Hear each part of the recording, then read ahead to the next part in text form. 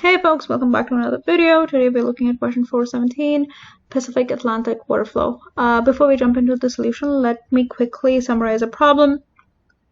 So you have the Pacific Ocean on the left and the top borders of the matrix, and then you have the Atlantic Ocean on the right and the bottom borders of the matrix. So every single integer that's given in the matrix represents a height, and you need to check whether that particular height can get us to flow water from that particular height to both of the oceans.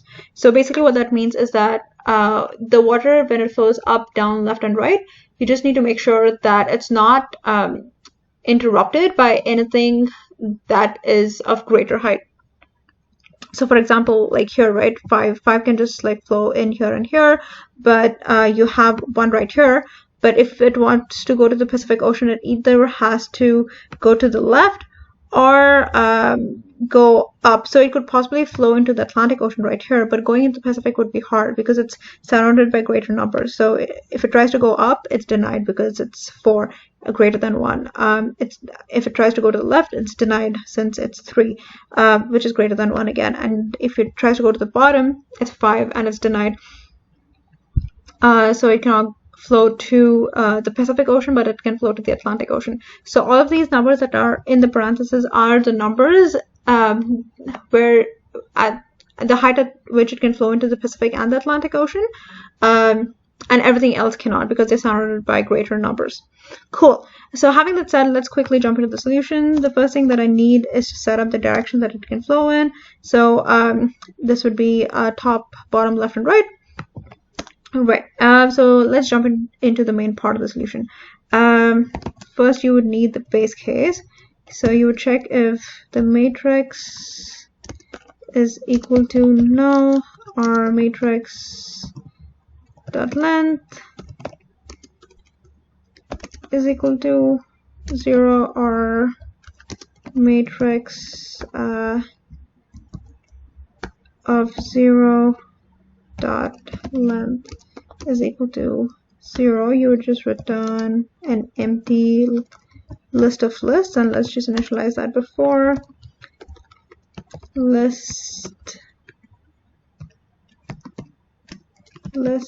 of integer arrays equals new array list. Perfect. The next thing you need is the number of rows and columns. So let's just get that. Dot length. Number of columns would be equal to matrix of 0 dot length. Perfect. And you need like a Boolean 2D array that represents if a particular height can flow into the Pacific Ocean, and the same height whether it can flow into the Atlantic Ocean. So you need one for Pacific and one for Atlantic. So let's just do that. Pacific equals new Boolean and we do the same for the Atlantic Ocean. All right. Right, so what's next? So we need to start from the borders, and the reason why we're starting from the borders is because if something is greater than something that we see moving in closer to the island, we can just mark that as false. So we would start at the border. So let's just start with the rows. So I is equal to 0, I less than n, you increment I.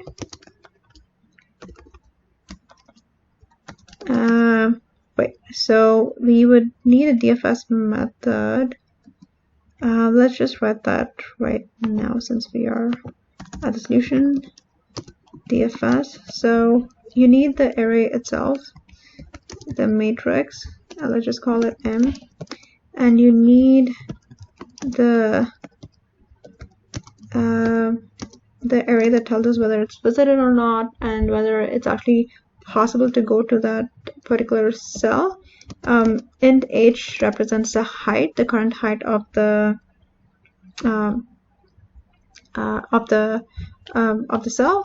Int x is the current x coordinate that we're looking at, int y.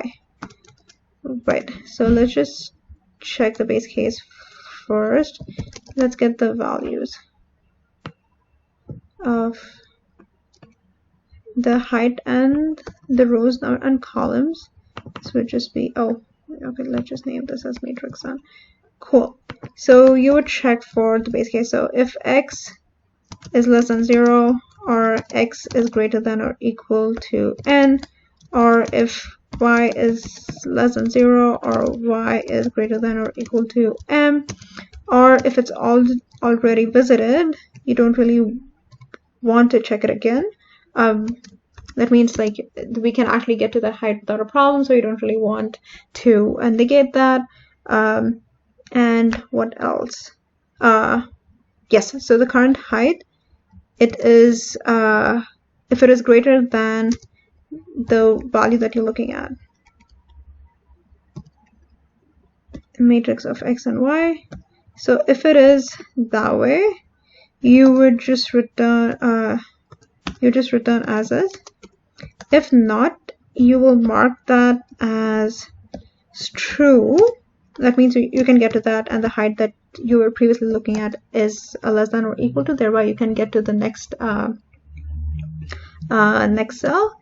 And once you have that, you need to call this recursively on the neighboring cells. So and the neighboring cells would be using the direction that we came up with earlier. So int d this way, right? And then you would just say DFS on, what are we thinking? Matrix, the visited Boolean 2D array, the current height, x and y, because you want to make sure that the next cell that you're looking at can actually be equal to or less than, equal to or greater than, actually, since you're moving in backwards. And then x would be equal to x plus d of 0, 0, and y. And you would do the same for, oh, actually, you can do the same right here, d of 1.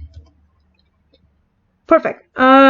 Okay, and then we come right here, we come back. So this is the DFS method that is used for all of the cells, but you're looking at the rows, right? So let's figure that out. So matrix, what's next? Oh, the Pacific. Height would be, since we are starting at the edge, let's just do with minimum value.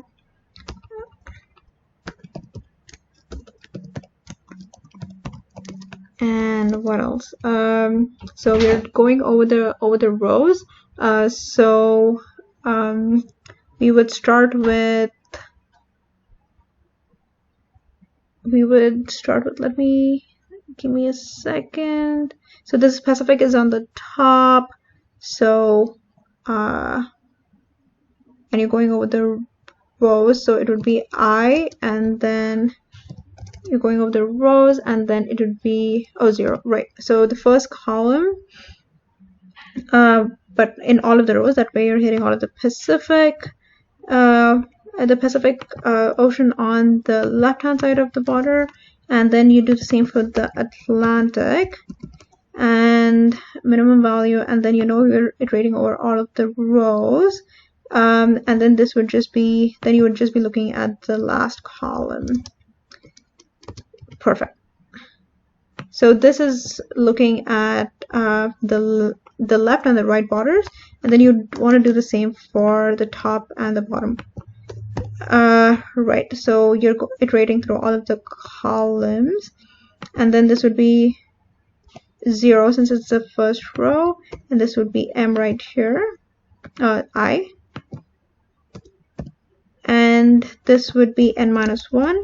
This would be the bottom border. Perfect. So at this point, you have everything that you can possibly reach by the Pacific Ocean, something that you can reach by the Atlantic Ocean, and the thing that you need to do now is to just look at both of those values from Atlantic and Pacific and see if you can actually reach both of them. So you just need a nested for loop in j equals 0, j less than m, increment j. Right, so if Pacific of I of j, that means you couldn't reach that particular cell in the Pacific Ocean, and you can do the same in the Atlantic Ocean. Then you create a list. I'm sure there's an easier way of doing this instead of like taking 3 lines, but it's okay. L dot add, you add I, and then L dot add j, and then you add this to the result. Dot add L. Perfect. This is actually I and j. Perfect. Once that is done, you're just returning the result. Perfect. So let's quickly compile this and see if it's okay.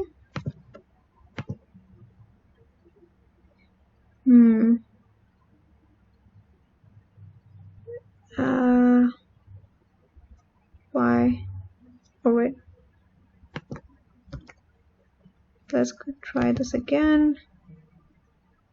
Okay, the first test case seems to be okay. Everything else is okay as well. Awesome. I know there was a long solution, but the problem, the way it's stated, is a little tricky. So that's the reason why it took a long time to actually get through that. Okay, so that's the solution. Let's talk about this based on the time complexity. The approach that we're using is DFS, since we're looking at a particular cell and exploring from that cell. The time complexity of the entire solution is n into m, since we have these 2 for loops right here and the nested ones right here. And then the space complexity is also again n into m, since we are initializing 2 Boolean 2D arrays to match what we have in matrix. Perfect. So if you have any questions, please let me know in the comments below, and please don't forget to subscribe. I would really appreciate that. See you all in the next video. Peace.